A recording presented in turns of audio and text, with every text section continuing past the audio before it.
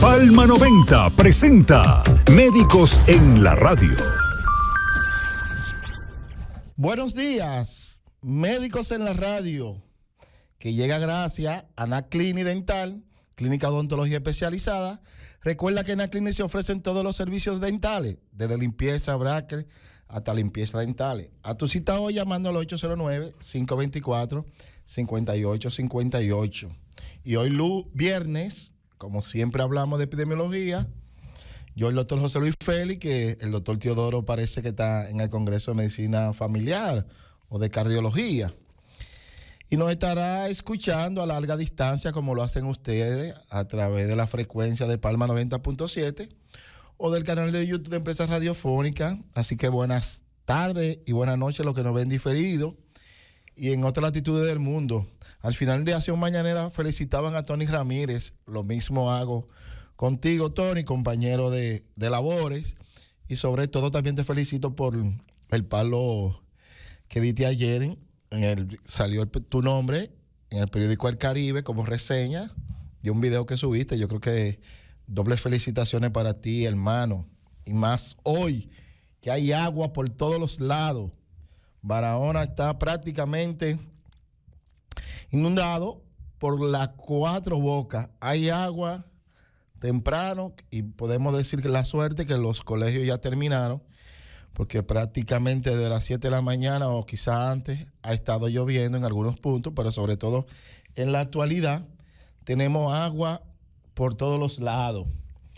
Y hacer referencia de que cuando las aguas llegan de esta forma, lo que tenemos que decir es que hay que prepararse con la clorificación, potabilización de las aguas para poderlas consumir. ¿Por qué? Porque estas aguas en principio lo que dan es diarrea. Es la primera causa. Y los muchachos, como empiezan a bañarse, los adultos, en todas las aguas contaminadas, empiezan a estrujarse los ojos y posteriormente podría venir una conjuntivitis que se expande tan rápido como la propia agua. Luego, como hemos sido el llamado permanente a los alcaldes, a los reelectos, a los nuevos, a que desempolven, saquen de su gaveta los planes de mejora o los planes a desarrollar durante las inundaciones que se puedan producir. ¿Y qué va a pasar luego? La cañada está llena de basura que van a salir al malecón aquí en Barahona. En otros municipios salen a calles principales y usted ve el desorden de la basura, que para muchos, y escucho siempre un periodista que en estos momentos tiene afectado de salud, las mejores condiciones para él decir que las alcaldías es la escuelita de la corrupción, porque empieza en la basura, y que la basura es lo único limpio que hay en el cartel de la basura. Pero hay que trabajarla, ¿por qué? Hay dengue por pipa en todo Centroamérica y Sudamérica. Las alarmas suenan desde abajo. Tenemos un país que le hace poca atención, al menos que seamos nosotros propiamente los afectados. Y por ende, pedimos auxilio de que intervengan cuando usted en su casa almacena la basura de forma indiscriminada, de forma fea. Cuando usted no limpia su patio, cuando usted tiene un solar extra a su vivienda, no lo limpia y por ende se convierte en criadero de mosquitos Aedes aegypti, que va a producir posteriormente el dengue. O en efecto, esos mismos patios con esa insalubridad, los ratones, como está todo mojado, van a ir para la casa en la parte seca. Y usted que tiene su almacencito, su despensa de comida, pues entonces tendría que lavar todos los utensilios de su casa para poderlo utilizar, para evitar que le dé la cuarta enfermedad que aparece posteriormente a las lluvias, que es la leptospirosis. Y la leptospirosis se transmite a través de las orinas del ratón. Y entonces usted en su casa cobijado para no mojarse, se va comiendo todo sin lavarse y posteriormente te va a presentar en estas enfermedades dengue, leptospirosis. Acuérdese que del dengue también el mismo mosquito de City que produce la chikungunya, el Zika. Entonces usted va a ir a la emergencia a partir de presentar síntomas y signos de fiebre, dolor general, malestar general, dolor retroocular, dolor en las articulaciones y todos esos signos y síntomas. Y cuando es la leptospirosis, entonces usted tiene un dolor en la pantorrilla, es lo que Miguel le dice la batata, que no es para la habichuela con dulce. Más bien, el médico lo va a indagar y va a determinar una de estas enfermedades. Para la leptospirosis hay tratamiento, pero casi siempre llegamos tarde. Para el dengue no hay tratamiento, pero si usted llega oportunamente, los médicos de los hospitales pudieran dar al traste con su mejora continua. O en efecto, pasar por el centro de primer nivel y hoy vamos a tener a la doctora Jessica Mateo, la pilar del primer nivel de atención en salud en nuestra región, podemos decirlo así, una de las pilares. Y con ella vamos a conversar sobre la atención primaria, con el mejor ejemplo de ella misma, en su unidad de atención primaria de Alto Velo, cercana de Pueblo Nuevo, y yo digo que es la zona de mayor población dentro de un territorio en este municipio. Y por lo tanto, es una zona que alberga las enfermedades epidemiológicas, las que acabo de describir: dengue, malaria, leptospira, chikungunya, Zika, ¿por qué no el COVID también? Porque es de la mayor concentración de población y por ende también la gente vive en hacinamiento en esa zona, además de los índices de pobreza, también de humedad, porque desde la zona ahí en la cañada de Papoy, que probablemente si de seguir lloviendo de esta forma, pudiéramos tener un río bajando que pudiera durar varias semanas o quizás meses, como acostumbrado de verse en los últimos tiempos. Y esto va a permitir entonces que el trabajo sea difícil, constante y sobre todo para preservar la salud de la gente en medio de tanta agua. Porque al final de todo esto lo que tenemos es agua, que desde el 1 de junio empieza la temporada ciclónica y termina el 30 de noviembre, pero junio llevamos la primera semana y yo creo que no ha durado un día en Barahona sin llover. Lo que acostumbrábamos a ver antes, en el mes de mayo, que llovía mayo y nos daban hasta la primera agua para desembucharnos, decían nuestros abuelos. Qué cosa esa que ya no lo hacemos. Porque existen medicamentos y nuestros abuelos no tenían el acceso, las condiciones económicas y también de conocimiento de esos medicamentos que son para lo que ellos le llamaban desembuchar, que al final tenían una buena intención. Pero volvemos a los alcaldes. Y saludo, Kiko, para ti, el chofer del alcalde de aquí, que siempre nos pone en sintonía en el vehículo del alcalde los viernes, porque siempre ellos creen que damos buenos tips para que puedan llevar una mejor función a la población.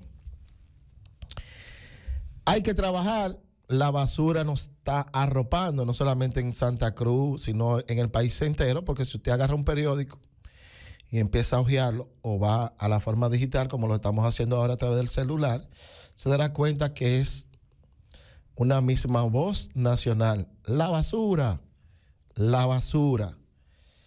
Y parece que la inexperiencia de los que llegaron nuevos o el cansancio de los viejos pudiera estar dando con el acúmulo, además de la dificultad de los camiones, que en el país casi siempre son viejos.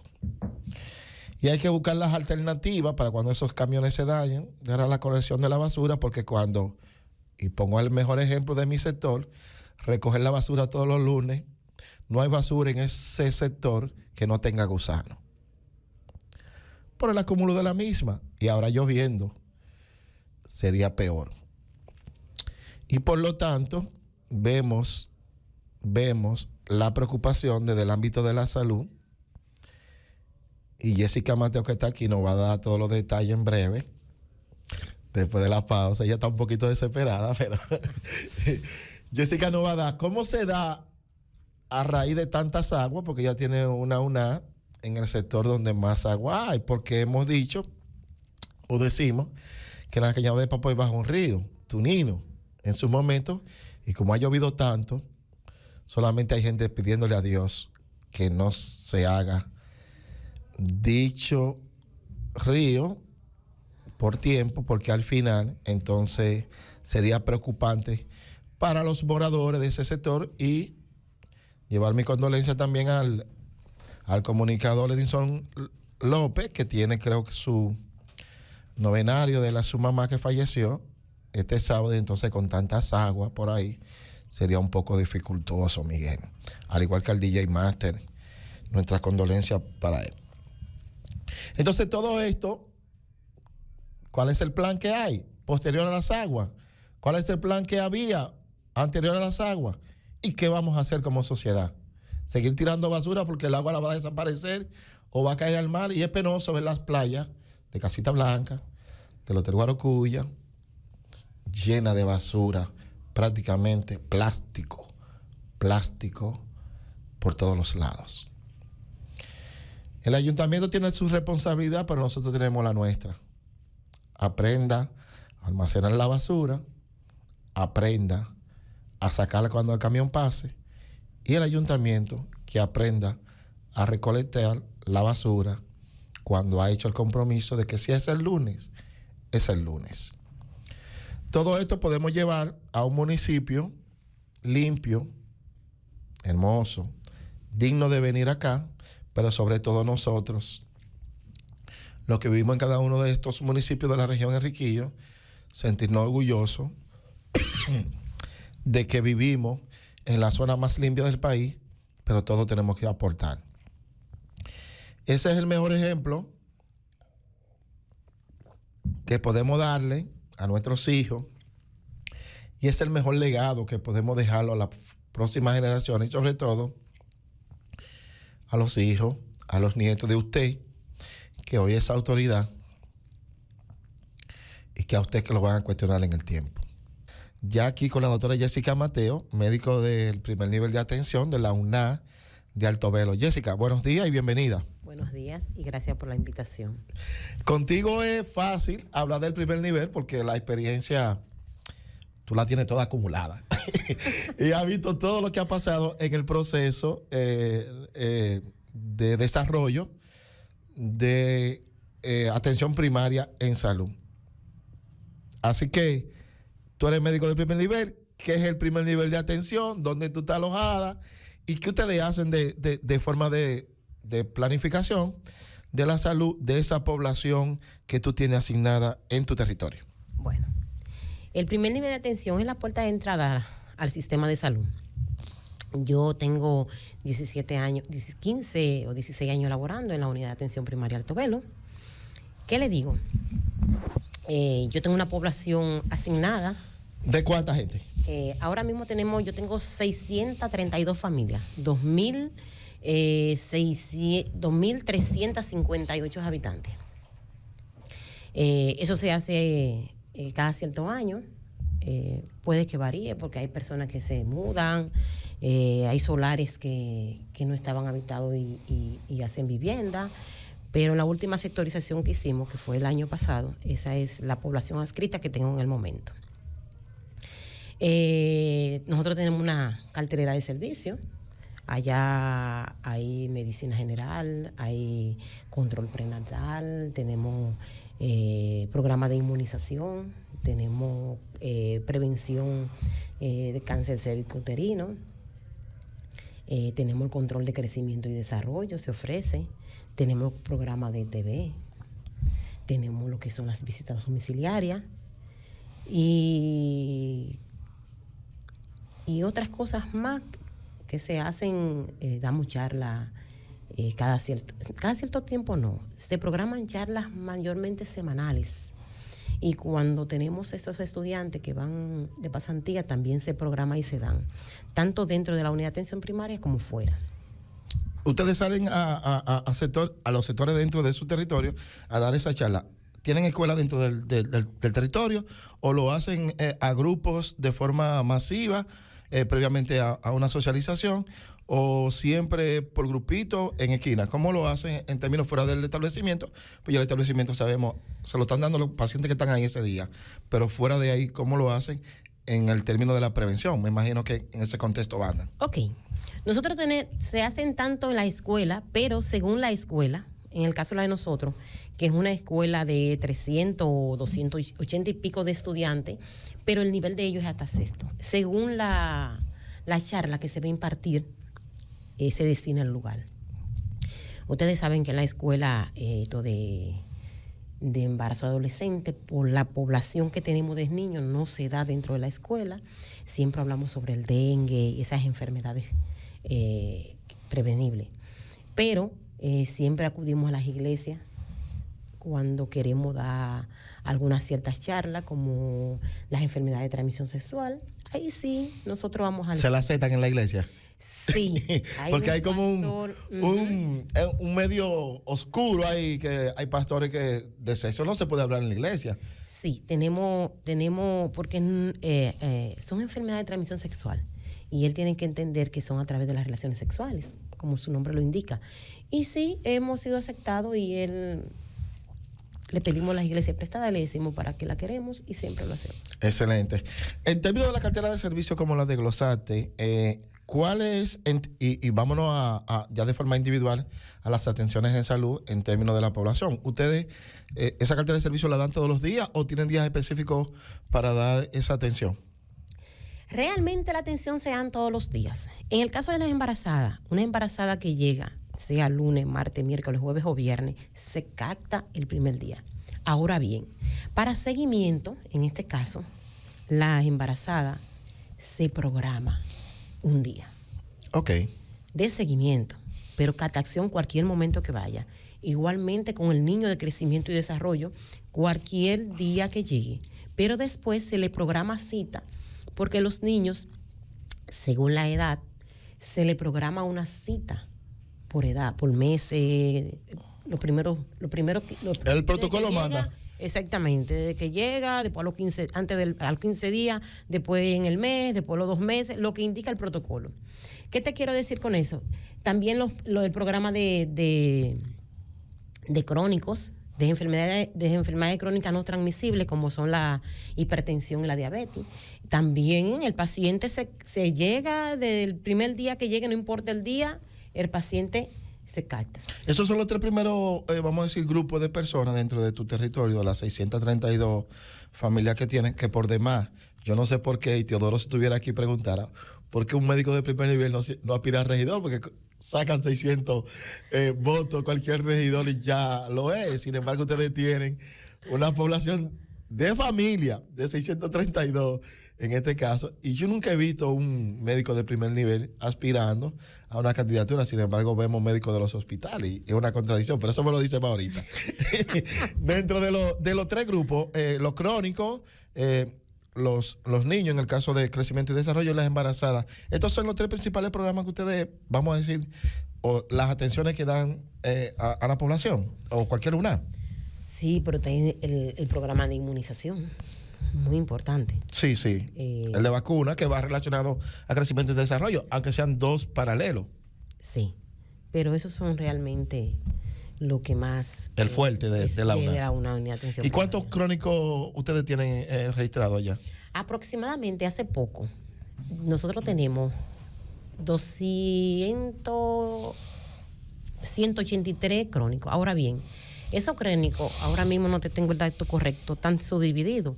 Es decir, tenemos una cantidad que son hipertensos nada más, otros que son asociados hipertenso y diabético. Las 2 combinadas. Exactamente, pero en menos proporción la diabetes. Sí, hay una relación de un 33% con relación a los hipertensos, sí, y un 12% de diabéticos. Es el promedio nacional. Pero yo manejo aproximadamente diabéticos en la unidad de atención primaria por mes, 18. ¿Y le entregan su insulina a ustedes? No todo es insulina, pero sí, claro que sí se le entregan insulina. Su medicamento y todo. Sí. ¿Van rutinariamente, es decir, a medida que se le agote, o es cuando el camión de los medicamentos llega? Que es otra cosa, No, porque los aumentos de las consultas se registran a medida que llega el camión. Los pacientes son muy obedientes, por lo menos en mi territorio. Aunque no, ellos llegan a buscar su medicamento. Hay pacientes, claro, que no, por su condición de salud, pacientes que están en cama, se lo hacemos llegar allá. Pero realmente, cuando el paciente le toca, cuando el paciente llega a buscar su medicamento, nosotros le hacemos un control, le tomamos la presión, le hacemos su glicemia y le programamos su cita. Cuando no hay ese medicamento, el paciente se le dice que siga acudiendo y realmente el paciente va. Por lo menos el crónico, sí, el crónico es muy obediente con sus medicamentos. Son muy pocos que se te pueden salir. Y en el caso de las embarazadas, que como son consultas programadas, en términos después de la captación, la captación debe ser siempre antes de las 12 semanas. Mande el mandato, pero dependiendo de la edad también de la mujer. En el caso, hay mujeres que esperan un poco más para saber la realidad. Pero en el caso de las embarazadas, y en ese dos contextos de la edad, las adolescentes, que ustedes le pueden dar seguimiento, o ustedes la refieren de una vez al hospital en medida de catarla. No, hay criterio para ello. Las embarazadas cuando llegan se evalúan 3 criterios, que es el embarazo actual. Sí. Se evalúa alguna enfermedad subyacente. Sí. O si tiene alguna enfermedad subyacente. Por ejemplo, cuando las embarazadas llegan por primera vez, si las pacientes son cesárea anterior, las pacientes se refieren. Si el tipo de sangre es negativo, RH negativo, o cualquier negatividad sea A o AB, las pacientes se refieren. Si las pacientes han sido una abortadora habitual, es decir, que han tenido 3 abortos consecutivos, independientemente ellas digan que fueron naturalmente. O espontáneo, aunque ellas digan lo que digan, es las palabras de ella contra la de nosotros, las pacientes se refieren. Si las pacientes son cardiópatas, las pacientes se refieren. Si las pacientes son farsémicas, se refieren. Pero en mi caso, yo le doy la primera atención, le mando a hacer todas las analíticas correspondientes y después la paciente se refiere al hospital.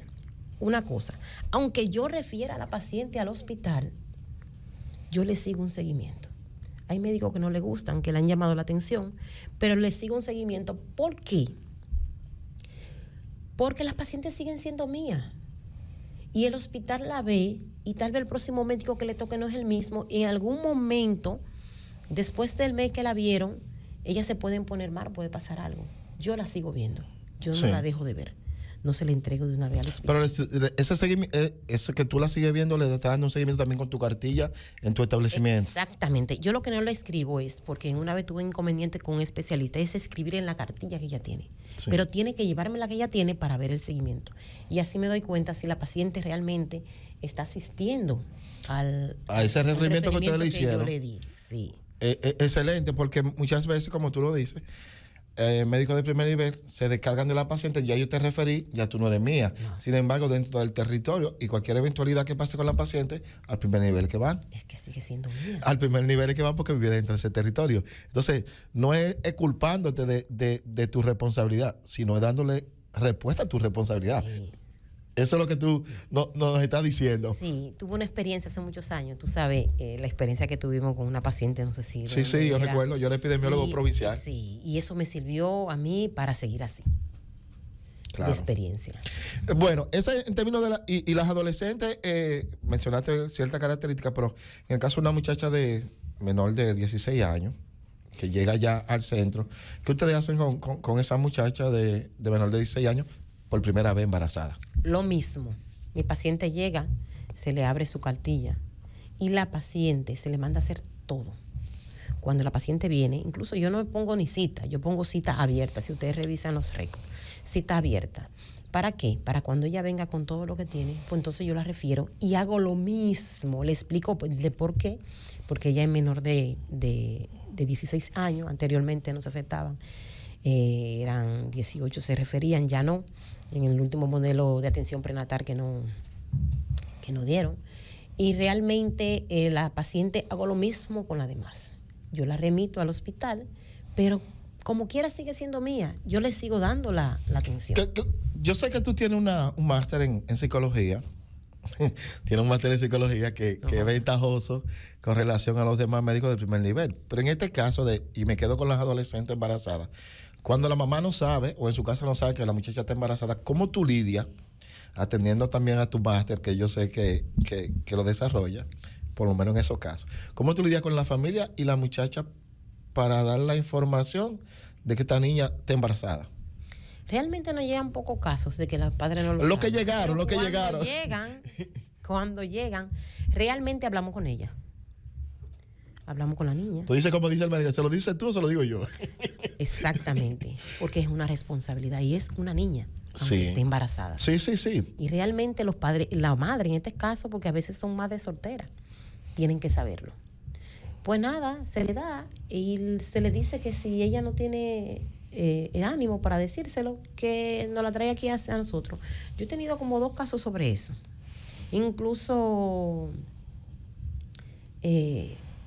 las madres lo apoyan de una forma u otra. A veces se le entregan al responsable, a veces le decimos que no, que no es lo idóneo. Ese término tan feo como se le entrego, como si fuera una gallinita. Sí, que no es lo idóneo, que apoya a su hija. Y realmente se quedan con su muchacho. Eso es el círculo de la pobreza, en términos así de uno de día afuera, y tú que estás dentro de ese círculo de la pobreza, de los embarazos en adolescentes, que multiplica, yo digo, la pobreza, porque casi siempre en un 90-95% esa muchacha se queda así para toda la vida, abandonar la escuela. Pues sí, mira, realmente sí.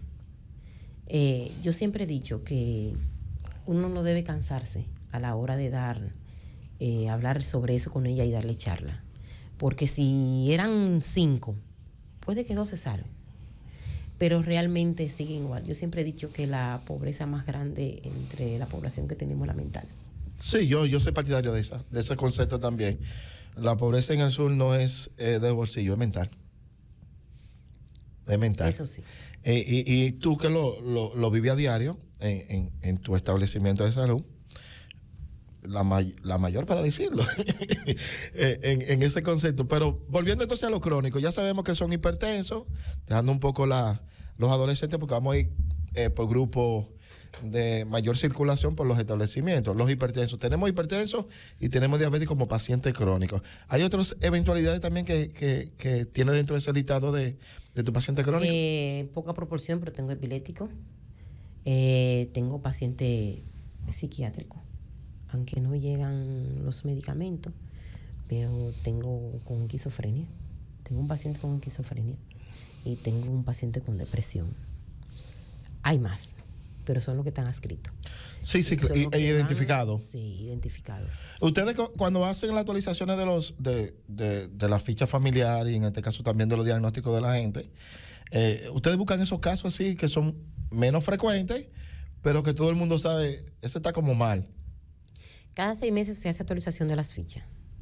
Y muchas de ellas, a veces aprovechamos el jefe de familia cuando llega, pero las demás, cuando vemos que no tiene movimiento, nosotros vamos hacia los lugares, hacia la vivienda. Hacia la vivienda. Sí, hay muchas personas que se identifican realmente, pero se remiten o se refieren al segundo nivel de atención, pero nunca van.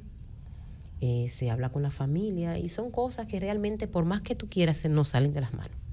¿Tú crees que es importante no tener el médico familiar per se, que le da un mayor seguimiento, vamos a decir, dentro, pues tiene una formación, yo digo hospitalaria, en relación a ustedes? Porque poner ciertos médicos de primer nivel como médico familiar, yo estoy poniendo lo mismo, y tú eres una de ese grupo de personas, por lo tanto, puedo seguir con ustedes desde el primer nivel. Ahora bien, sería bueno tener una circulación de especialistas, como en el caso de un psiquiatra, en el caso de un diabetólogo, en el caso, se puede decir, de un internista o cardiólogo frecuente por el primer nivel, así, y hasta ginecólogo, para tratar de reducir, en los casos distantes de los establecimientos, el costo de bolsillo de la gente. Porque cuando tú refieres que ya tengo que buscar que sea el concho para ir al hospital a un chequeo más profundo, ¿Tú crees que es prudente en su momento que tengamos esos médicos circulando por el primer nivel? Sí, es prudente. Y si el CPN o el establecimiento, el espacio físico cumple con ello. Por ejemplo, mira, yo no algo que no estoy de acuerdo. El paciente va al hospital, lo atiende una consulta especializada, le indican, o sea, unos análisis o algún estudio, no lo aceptan. Tienen que ir a las unidades de atención primaria para que sean cambiados por la receta de nosotros. Y es lo que tú dices, hay pacientes que no tienen 5 pesos en el bolsillo y tienen que volver a la unidad de atención primaria para que la doctora le prescriba lo que ya un médico lo hizo por él. ¿Y dónde que no lo aceptan? En los hospitales. En los hospitales. No lo aceptan. Entonces yo no estoy de acuerdo con eso, pero ¿por qué razón? ¿Entiendes? Entonces son pacientes, a veces se aburren, rompen las indicaciones y no regresan, porque no tienen 2 pesos, porque no me lo aceptan si lo indicaron en el hospital. Entonces yo no estoy de acuerdo con eso. ¿Y no se ha discutido eso con las autoridades del lugar para buscar un bajadero? Porque es que nosotros somos de la región más pobre del país. El hecho de que un paciente vaya al hospital ya tiene un costo. Se ha discutido bastante. Incluso cuando un paciente se manda por primera vez a una consulta, se ha discutido ponerle cita al paciente. Nosotros estamos de acuerdo y hemos dicho y hemos expresado que debe buscar la forma de poner un médico para que atienda a los pacientes de primera vez. También ese esa es una lucha que hay. Exactamente, que hemos estado enfrentando. Pero claro que sí, que nosotros lo hemos hablado y lo hemos dicho siempre. Otro problema es que nunca llegan los referimientos a las unidades de atención primaria. No llegan. La contrarreferencia. No, esa es la no contrarreferencia. llega. La contrarreferencia mía es cuando el paciente yo lo remito al hospital, lo refiero al hospital. Ese es tu le digo, referimiento. ven donde mí. Y que después de todo, ven. Exactamente. Son muy obedientes. Lo tuyo. Sí. O te respetan. No. Son obedientes, son buenos, realmente son obedientes. Ok. Ven. Ellos van por voluntad propia, no porque Sí. el establecimiento de mayor jerarquía, de mayor capacidad resolutiva, le hace su contrarreferencia. Mire, recibimos tu referimiento y esta es tu contrarreferencia para el médico de primer nivel. Eso no se da. Exactamente, ellos vienen donde mí. Ahora, hay pacientes o se dilatan y no vienen y yo acudo a los promotores. Vete a ver qué pasa con fulana. ¿Cuántos promotores tú tienes en la UNA? Mira, ahora mismo yo tengo 3 promotores. Tengo una, 3 promotores. Sí, tengo una que tiene como 15 días. Pero 3 promotores tengo ahora mismo. Bueno, tú estás dentro del mínimo de los requeridos, que es de 3 a 5 promotores. Sí. Vamos a decirlo así, pero tiene 3. Sí. Esos te hacen esa labor de ve a ver y ven. Sí, si tú supieras que sí, aunque no lo creas. Porque tú sabes que hay establecimientos que la contrarreferencia, y te lo digo porque tuve la parte gerencial, siempre decíamos, es cuando se da la carpa azul y la carpa blanca. La carpa es aquella para el velorio. Porque realmente solamente el 4% de los referimientos se le hace contrarreferencia en este país. 4%. Y entonces, ¿cuándo se da cuenta del primer nivel que mandó un paciente con tales condiciones? Cuando llega la carpa blanca primero que el paciente. Pero fulano falleció. Sí. Y hay una irresponsabilidad de los médicos porque no le dan seguimiento en las viviendas para saber cómo ha ido evolucionando el paciente que usted mismo refirió. Otra cosa, nosotros tenemos supervisores. Gracias a Dios el supervisor que me toca a mí en mi zona. Es otra cosa también. Cuando un paciente, yo veo que el paciente necesita o amerita que realmente se atienda de una vez, yo llamo y acudo a él. Ok. Y hasta el sol de hoy me resuelven. ¿Han tenido respuesta? Sí, ese paciente se ve de una vez. Ellos me le buscan la forma de que el paciente llegue y ellos me lo resuelven. Pero eso es un trato especial que tú viste, una abertura para saber cómo poder resolver la situación a tus pacientes. Sí. Ahora, no es la norma. Pero hay que buscar la forma. Hay que buscar la forma, pero tenemos que establecerlo como norma, porque probablemente tú tengas el problema, pero la UNA de Baitoita tiene el mismo problema, pero no lo podía hacer porque no sabe. ¿Cómo lo haces tú? Si yo no busco la forma sí. Para adaptarme a la norma, se me van muchos pacientes. De acuerdo. ¿Me entiendes? Entonces, ¿qué es lo que buscan ellos? Que tenga feliz término la norma. Pues yo busco la forma, aunque no sea la norma que ellos decidan. Claro. Bueno, y atención a los médicos de primer nivel que no escuchan. Miren una alternativa que Jessica ha colocado en el programa de que ella es preocupada por sus pacientes al momento de referirlo y con la procura de que le den su atención de forma rápida al paciente porque lo amerita y por eso ya lo está refiriendo. Es una forma hacerlo con el supervisor o el coordinador de zona para que puedan tener una mayor respuesta. Así que aprovechen esta experiencia de Jessica que es compartida con ustedes. ¿No, verdad, Jessica? Sí. Entonces, pasando a la vacuna, que la gente, usted tiene un puesto fijo de vacuna Sí. en el establecimiento. ¿La vacuna llegan regularmente para poder dar ustedes una atención? ¿O solamente tienen el puesto fijo abierto para que la gente llegue? ¿O ustedes en su momento salen en virtud del crecimiento y desarrollo, pero también de la población en sentido general? ¿Cómo lo hacen con respecto a la vacuna? Sí, las vacunas siempre están. Por ejemplo, nosotros usamos la técnica la siguiente técnica. Nosotros tenemos un registro. Sí. Del Un libro programa, de registro del un programa. libro de registro del programa. Allá en el CPN funcionan 2 unidades de atención primaria. El mismo registro se usan para las 2 unidades de atención primaria.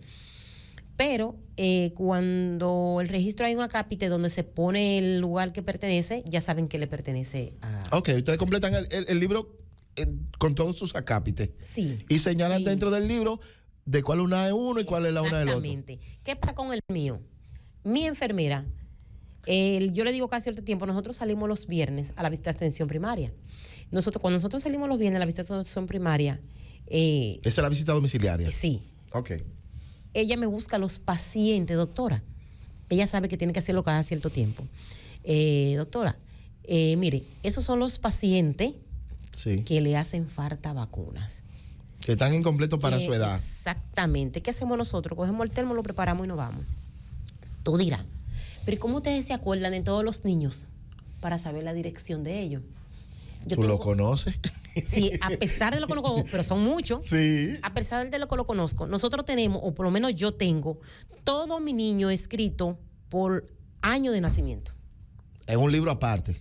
Hojas. O un cuaderno, una Sí. hoja. Yo personalicé las hojas, Oh. le tengo su nombre, apellido, jefe de familia a quien pertenece, el número de familia y fecha de nacimiento. ¿Y tú has compartido esas hojas que tú las diseñaste tú para Yo darle la seguimiento? diseñé. Sí, yo diseñé mis hojas. También tengo diseñado mis hojas para los pacientes fallecidos. Atención, la regional de salud, aprovechen esto. La doctora Rosemary Díaz no me deja mentir. No, que lo digo que lo aprovechen porque la socialicen y creo que podría dar al traste con un registro paralelo que tienen en los hospitales al momento de nacer y realmente ver cuándo nació, porque van a los hospitales buscando, mira que ese fulano de tal nació aquí y por eso se dan certificaciones negativas porque realmente no nació, pero con ese ejemplo que tú estás poniendo y ese seguimiento que tú le das a tus nacidos en tu territorio, es una alternativa también desde el primer nivel de atención. Entonces yo busco los niños, ¿quién es fulano de tal? ¿Qué año nació? Entonces yo cojo la hoja de año. Por nacimiento se busca, la ficha de fulana, esa es la hija de fulana. Así nosotros nos damos cuenta dónde que están los niños, porque son muchos y se me pueden escapar. Claro, claro. Pero yo tengo mi niño por año de nacimiento. Y de esa manera nosotros vamos y completamos esquema. Sí.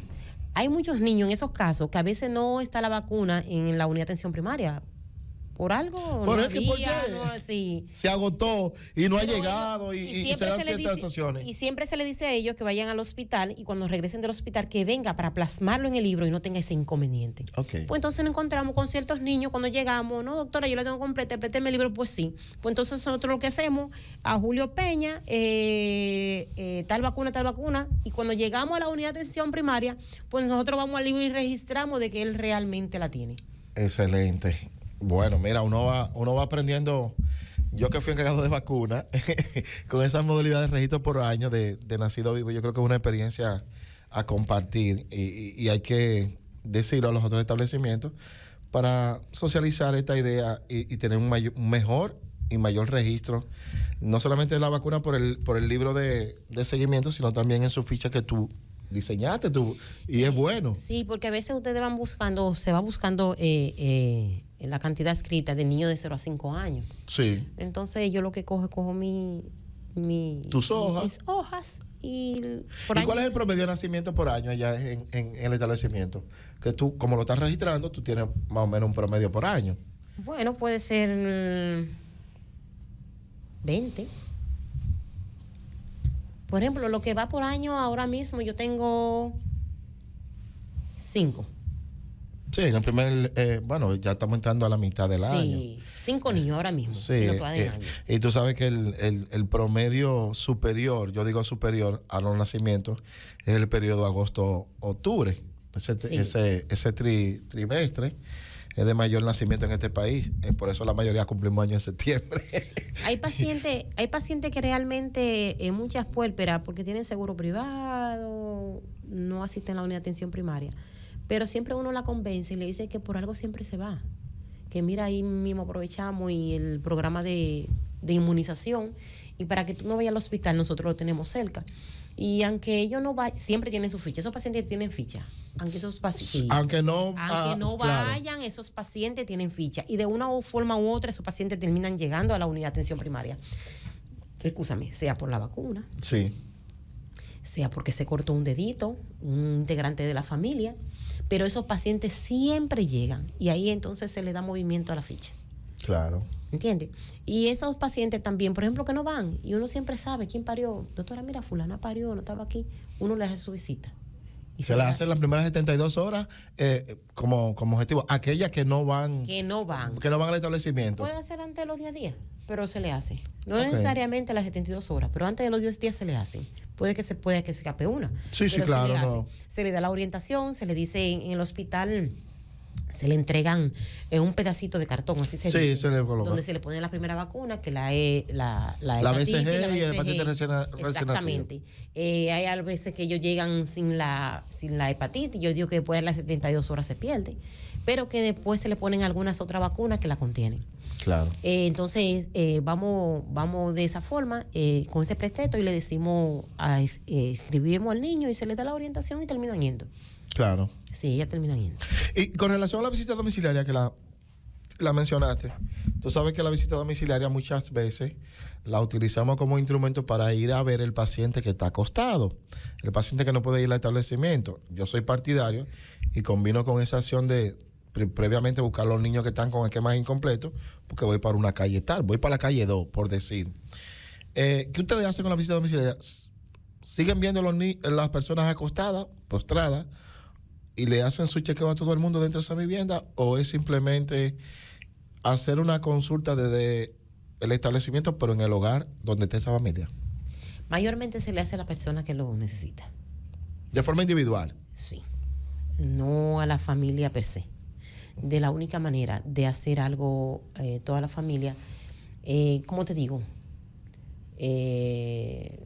Tenga que ser que en la familia esté pasando algo, Okay. o hay algo que predisponente que esté pasando alrededor. Okay. Por ejemplo, nosotros buscamos tosedero crónico cada cierto Sí. tiempo. Entonces nosotros cogemos una X cantidad de vivienda cerca, al azar, y así lo hacemos. Ok. Solo en esa condición de lo...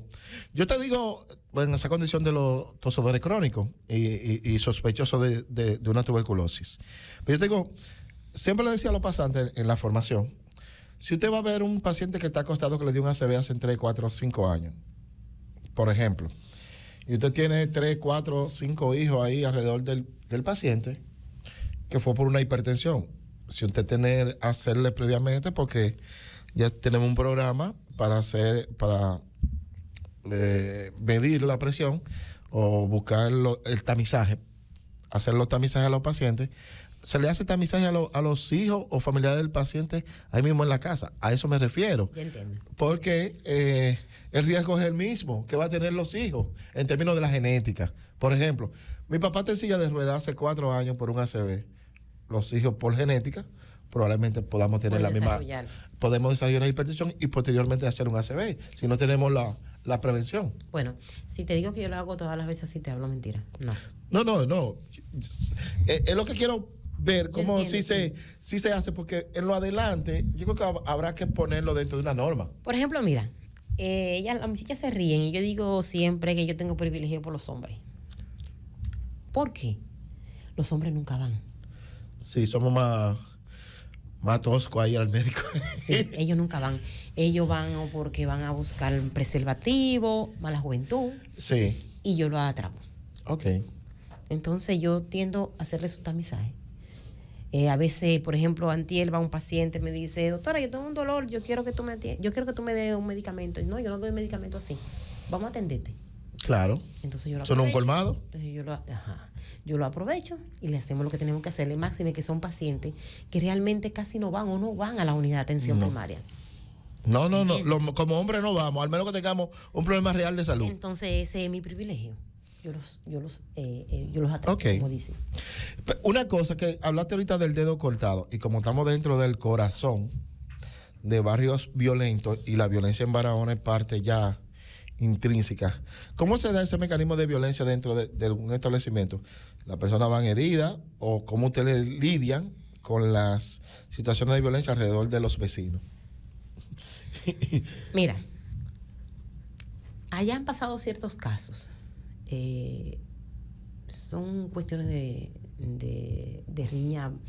Riñas personales que se dan. De vecinos, discusiones y todo eso. Bueno, en una ocasión llegó una persona que no nos pertenecía al sector. Ok. Él realmente pertenecía a Pueblo Nuevo. No sé por qué llegó allá cortado, pero llegó otro a matarlo. En el mismo establecimiento. En el mismo establecimiento. Con una sola puerta de entrada. Una sola puerta de entrada. Y el lugar es pequeño. Ajá. Uno lo conocíamos, uno de ellos. Nada. Todo el mundo salió corriendo. Claro.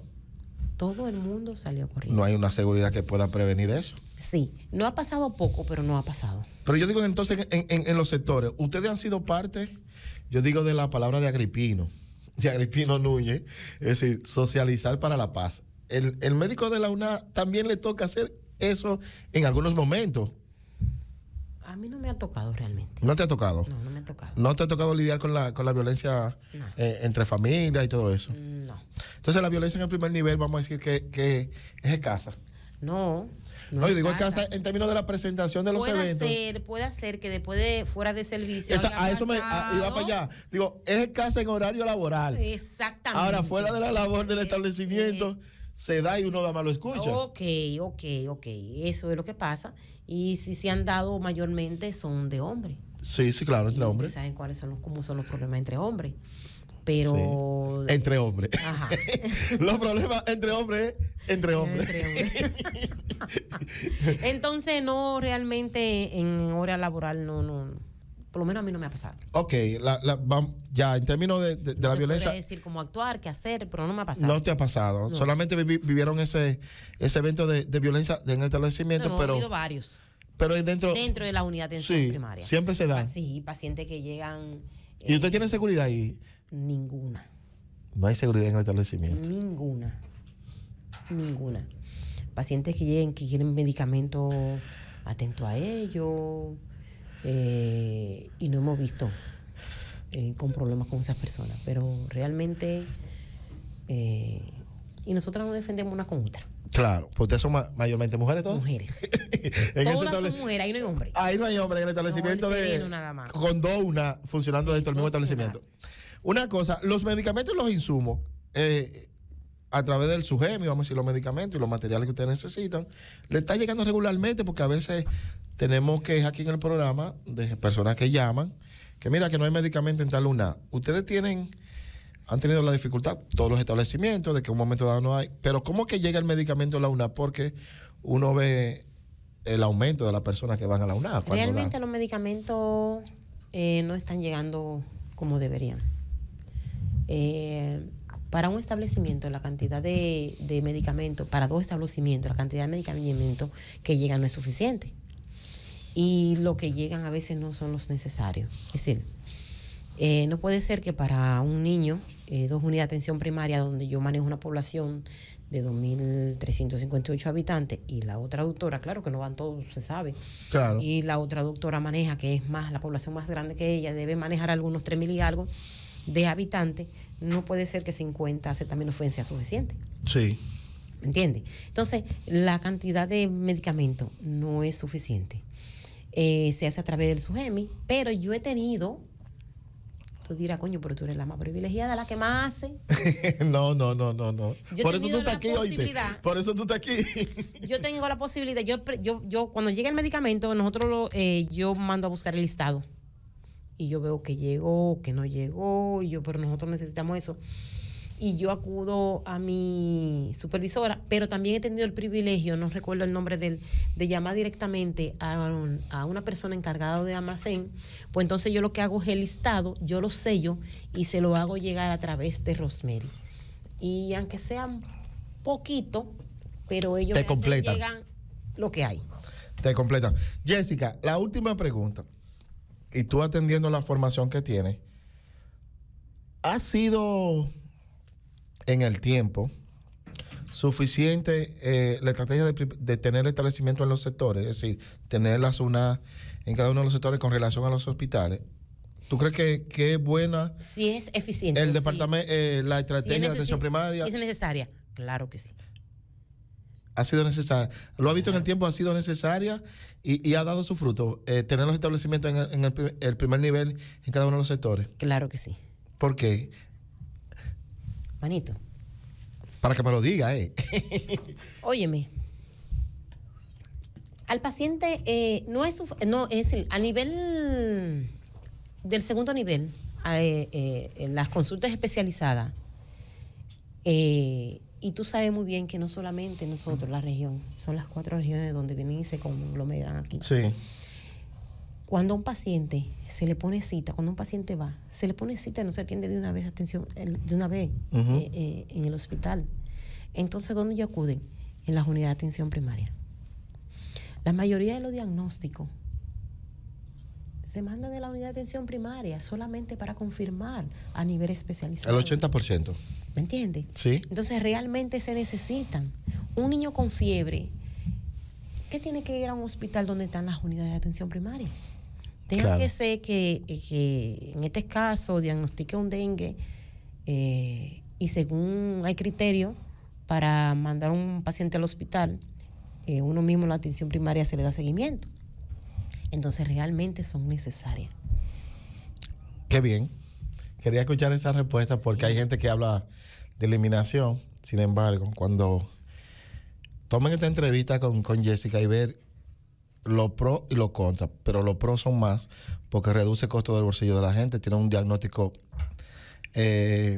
oportuno y sobre todo podemos conservar la salud de la gente desde su hogar. Y visita los lunes para que tú veas la unidad de atención primaria. Excelente. Jessica, muchas gracias, manita, por permitirnos traerte acá al programa. Y yo sé que tú nos escuchas muchas veces en la semana dentro de tu tiempo. Así que gracias, manita, por estar aquí con nosotros. Gracias a ustedes por la invitación.